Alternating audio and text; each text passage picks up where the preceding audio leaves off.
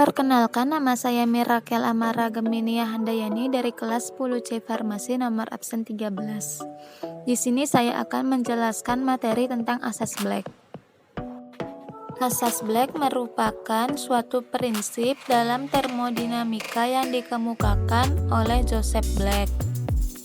Bagian A, asas ini menjabarkan beberapa hal, yaitu: pertama, jika dua buah benda yang berbeda yang suhunya dicampurkan, benda yang panas memberi kalor pada benda yang dingin sehingga suhu akhirnya sama.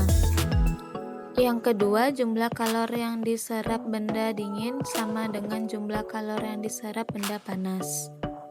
Yang ketiga, benda yang didinginkan melepas kalor yang sama besar dengan kalor yang diserap bila dipanaskan.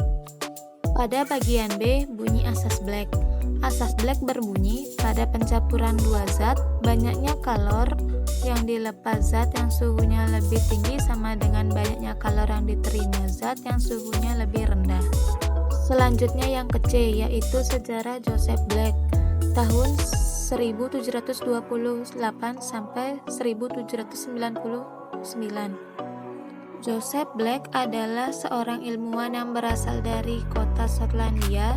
Dia menyatakan bahwa es bisa mencair tanpa adanya perubahan suhunya. Hal ini berarti bahwa es bisa menyerap panas dan memakai energi yang panas itu untuk mengubah bentuknya ke dalam cairan.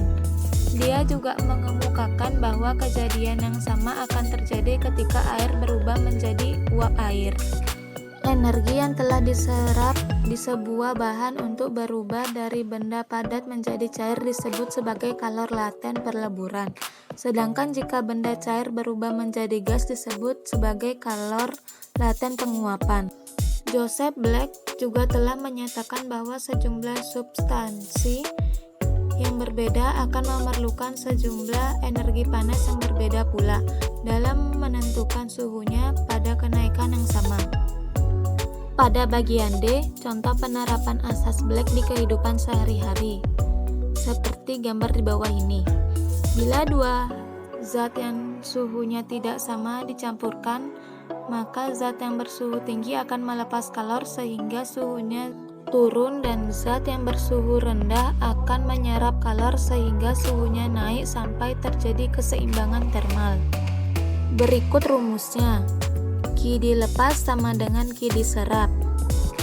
Bila kalor dilepas atau diterima oleh sebuah benda hanya menyebabkan perubahan suhu benda tersebut, maka jumlah kalor tersebut adalah Q sama dengan M dikali C dikali delta T. Keterangannya yaitu Q sama dengan kalor yang diserap atau dilepaskan, M sama dengan massa zat, delta T sama dengan perubahan suhu, dan C sama dengan kalor jenis zat. Berikut contoh soalnya. Sebanyak 175 gram air dipanaskan dari 55 derajat Celcius menjadi 70 derajat Celcius. Jika massa jenis air adalah 1 kalor atau 4200 joule, tentukan A. Banyaknya kalor yang diterima air tersebut dalam kalori. B. Banyaknya kalor yang diterima air tersebut dalam joule. Penyelesaian. Diketahui massa sama dengan 175 gram, kalorinya sama dengan 1 kalori, delta T-nya sama dengan 70 derajat Celcius dikurangin 55 derajat Celcius sama dengan 15 derajat Celcius. Dan yang ditanya yaitu Q dalam kalori dan joule. Jawab. Untuk yang A, Q sama dengan massa dikali kalori dikali delta T. Q sama dengan 175 gram dikali 1 kalori dikali 15 derajat Celcius. Maka Q hasilnya 2625 kalori.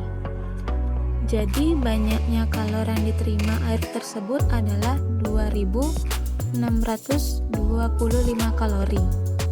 Yang B, 1 kalori sama dengan 4,2 joule, sehingga Q sama dengan 2625 dikali 4,2 sama dengan 11.025 joule. Di sini saya akan mencoba mencampurkan air panas dengan air dingin.